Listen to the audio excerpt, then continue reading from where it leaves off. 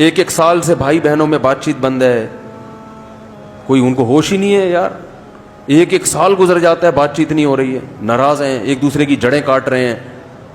ایک صحابی نے عرض کیا, یا رسول اللہ میرے بھائی مجھ سے بات نہیں کرتا, سال بہت عرصہ ہو گیا. آپ نے فرمایا وہ اگر رشتہ داری توڑتا ہے تم جوڑنے کی کوشش کرو.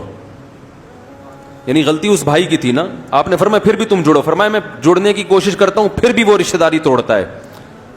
پھر آپ نے فرمایا وہ اپنے لیے جہنم کی آگ کا ٹکڑا خرید رہا ہے. یعنی تمہارا فرض ادا ہو گیا, اب وہ اپنے لیے آگ کا انتظام کر رہا ہے.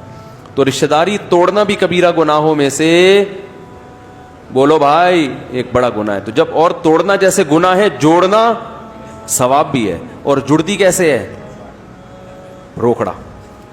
بھائی کو ہدیہ دیا کریں پیسے, بہن کو پیسے, لفافے میں پیسے, پیسے کم وقت سانپ بن کے بیٹھ گئے ہیں, خرچ کرنے کے لیے تیار نہیں ہے. روکڑا خرچ کرو. سمجھ رہے ہو؟ گزارش عرض ہے, میرے بچے اور میری بہنوں میں ناراضی چل رہی ہے جس کی وجہ سے آنا جانا بند ہے. اگر میں بہنوئی کے گھر جاتا ہوں تو بچے ناراض ہوتے ہیں, گھر کا ماحول خراب ہوتا ہے. جبکہ سب کو سمجھاتا ہوں کوئی نہیں مانتا. میرے بچوں کی بھی غلطی ہے. کیا یہ قطع تعلق میں آتا ہے؟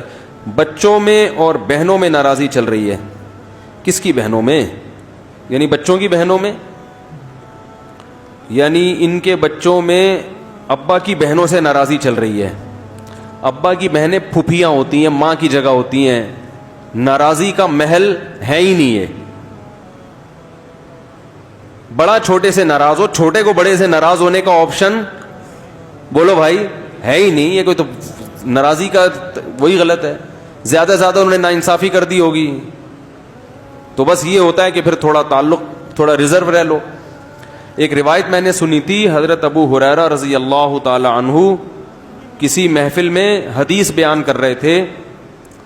تو جمعرات کا دن تھا. حضرت ابو ہریرہ اس میں وعظ کیا کرتے تھے, کہیں کوفہ میں یا بصرہ میں. تو وعظ کے دوران انہوں نے کہا کہ میں دعا مانگوں گا, مجھے ڈر ہے کہ کوئی قطع رحمی کرنے والا اگر محفل میں ہوا تو اس کی وجہ سے دعا ہماری رد نہ ہو جائے, تو توبہ کر لو جو بھی رشتہ داری توڑنے والا ہے. تو ایک شخص اٹھا اور چلا گیا, اور کچھ دیر کے بعد واپس آیا. لوگوں نے پوچھا کیا تھا؟ اس نے کہا میں نے اپنی پھوپھی سے 1 سال سے بات نہیں کی تھی, ناراضی تھی. تو جب حضرت ابو ہریرہ نے یہ فرمایا نا کہ جو رشتہ داری توڑتا ہے اس کی وجہ سے پوری محفل پہ کیا ہوتی ہے؟ نحوست طاری ہوتی ہے. پوری محفل کی دعائیں قبول ہونے کا امکان کم ہو جاتا ہے.